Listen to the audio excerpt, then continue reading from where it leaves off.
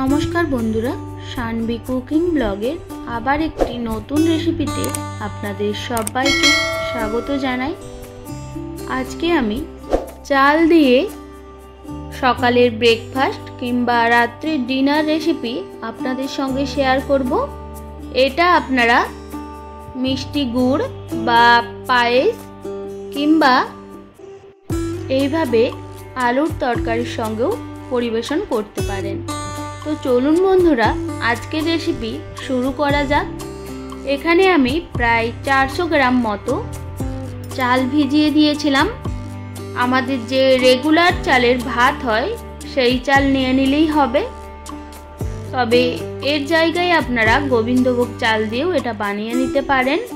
চালটা আমি প্রায় 2 ঘন্টা আগে ভিজিয়ে রেখেছিলাম। এরপর 3 থেকে 4 বার পরিষ্কার জল দিয়ে ভালোভাবে ধুয়ে নিয়েছি। এবার এই চালগুলো বেটে নিতে হবে। সেই জন্য মিক্সিংয়ের একটা বড় জার নিয়ে নিয়েছি। এবার এর মধ্যে আমি অর্ধেক চাল দিয়ে দেব। একসঙ্গে সম্পূর্ণ চালটা বাটা যাবে না, তাই জন্য অর্ধেক পরিমাণে চালটা আমি মিক্সি জারের মধ্যে দিয়ে দিলাম। এরপর দিয়ে দেব পরিমাণ মতো জল,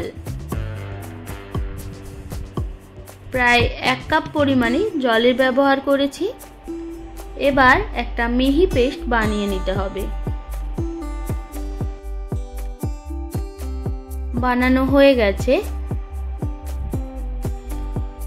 একদম একটা মিহি পেস্ট বানিয়ে নিয়েছি।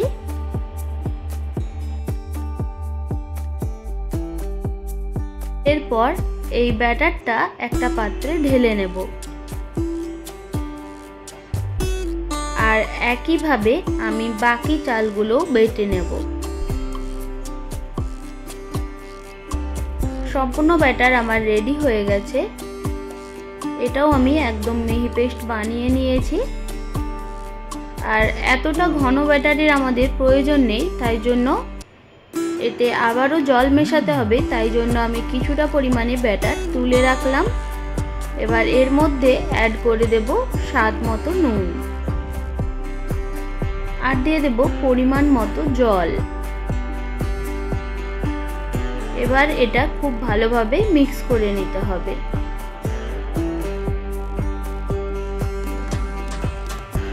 ব্যাটারির ঘনত্বটা একদম পাতলা রাখতে হবে। এইভাবে হাত দিয়ে ঘুরিয়ে খুব ভালোভাবে মিক্স করে নিতে হবে। ঘনত্বটা ঠিক এই রকম রেখেছি।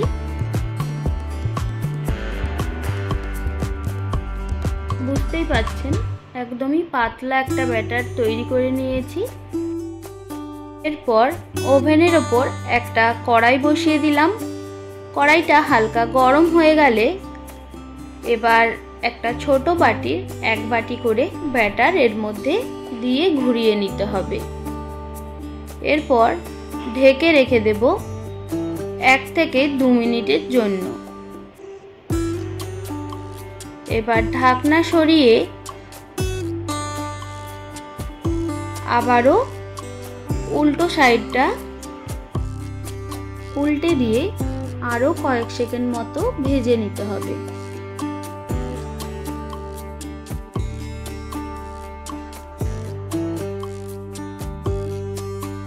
ভাজা হয়ে গেছে, এবার নামিয়ে নেব। একইভাবে আমি বাকিগুলো তৈরি করে নেব। সামান্য পরিমাণে তেল ব্রাশ করে দিলাম। এরপর আবারও 1 বাটি ব্যাটার এইভাবে তাওয়ার মধ্যে দিয়ে ঘুরিয়ে নিতে হবে।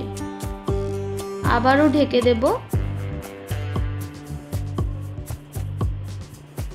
এবার ঢাকনা সরিয়ে আবারও অপর পিঠটা উল্টে দিতে হবে।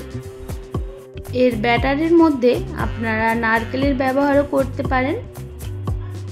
এবার উল্টে আবারও কয়েক সেকেন্ডের জন্য ভেজে নিতে হবে। এইভাবে আমি সবগুলোই তৈরি করে নেব।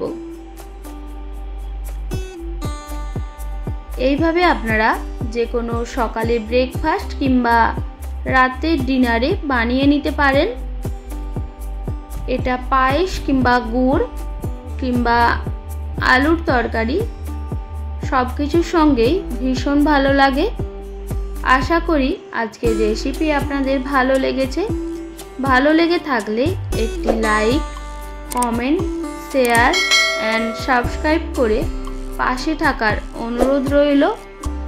আপনারা ভালো থাকবেন, সুস্থ থাকবেন। আপনাদের মূল্যবান সময় এতক্ষণ আমার সঙ্গে থাকার জন্য সবাইকে অনেক ধন্যবাদ।